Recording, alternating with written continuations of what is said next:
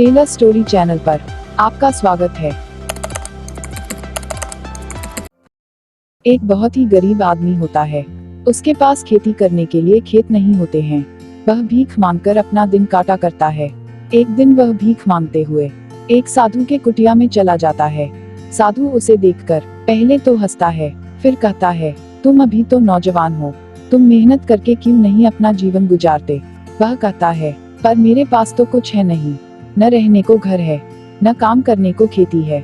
साधु कहता है, तुम जंगल की तरफ चले जाओ, वहाँ बहुत सारी जमीन खाली पड़ी हुई है और पास में नदी भी है।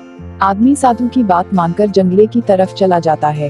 वह जाकर देखता है कि बहुत सारे जमीन खाली पड़े हुए हैं। वह जंगल से लकड़ियाँ काट कर लाता है और उससे रहने को घर बनाता है और अपने खेती करने भर वह लकड़ियों से जमीन को घेर देता है ताकि उसकी फसल को जानवर नुकसान न कर पाएं। और फिर वह उसमें मौसम के हिसाब से खेती करने लगता है। धीरे धीरे वह अब विकास करने लगता है। उसके पास खाने के बाद बहुत ज्यादा अनाज बच जाता है और वह उन्हें अब पास के ही बाजार में ले जाकर बेच आता है और इससे अब वह पैसे भी पा जाता है। धीरे धीरे वह खेती को बढ़ाने लगता है, जिससे अब और अनाज खेत से होने लगता है। पहले उसका घर लकड़ी का था, फिर कच्चा मकान हुआ, अब वह एक बड़े से मकान में रहने लगता है। पैसा हाथ में आने से अब उसके अंदर से मेहनत करने की इच्छा चली जाती है। अब वह अपने खेतों में काम मजदूरों से करवाने की सोचता है।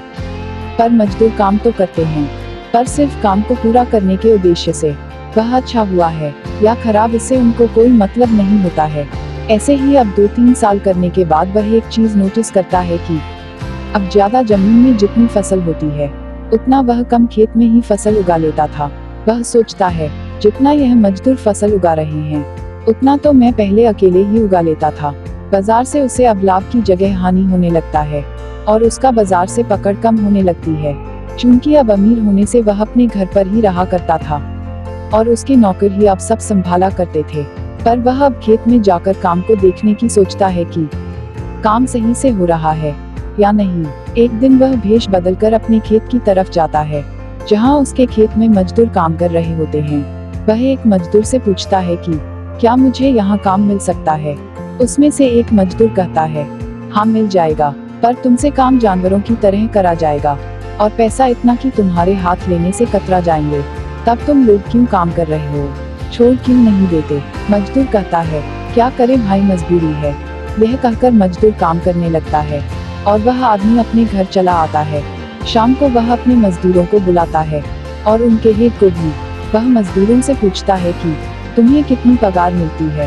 वह कहते हैं, सही मिलती है साहब, हम उतने पैसे से खुश हैं।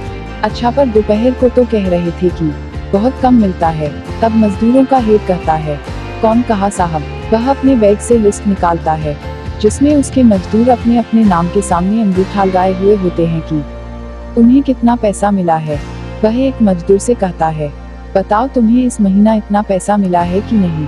वह कहता है, नहीं साहब, इसका तो हमें आधा ही मिला था बस। उसकी बात सुन तब सब ऐसा ही सब कहने लगते हैं। अब उसको धीरे धीरे समझ में आने लगता है कि मजदूरों का हेड मुझसे पूरा पैसा लेता तो था, पर हर मजदूर को आधा ही पैसा देता था और बाकी अपने रख लेता था और मुझसे कहता था कि वह पूरा पैसा दे दिया है। वह उसको बहुत डांटता है और उसे बाकी के पैसे लौटाने को कहता है। वह अपने मजदूरों से कहता है कि मुझसे बहुत बड़ी गलती हो रही थी, मैं रईस जिंदगी गुजारने के चक्कर में इतना गुम हो गया कि अपनों मजदूरों का हाल चाल लेना ही भूल गया। पर मैं अब से ऐसी गलती नहीं करूंगा। वह अब समय से मजदूरों के साथ खेत पर जाता है और उन्हें सही से काम करने का तरीका बताता है। धीरे धीरे अब फिर से उसके खेत से फसल ज्यादा उगने लगते हैं और अब उसके मजदूर सही पगार पाकर खुशी मन से काम करने लगते हैं और फिर से उसकी बाजार में चर्चा होने लगती है। मोरल ऑफ द स्टोरी, हमें किसी भी मजदूर के साथ धोखा नहीं करना चाहिए, क्योंकि वह अपना खून पसीना बहाकर काम करते हैं और उसका फायदा केवल मालिक को ही होता है। वैसे आपने इस कहानी से क्या सीखा, कमेंट करके जरूर बताएं और कहानी अच्छी लगी हो तो चैनल को लाइक, शेयर और सब्सक्राइब जरूर करें। मिलते हैं अगले एपिसोड में एक नई कहानी के साथ। तब तक के लिए धन्यवाद।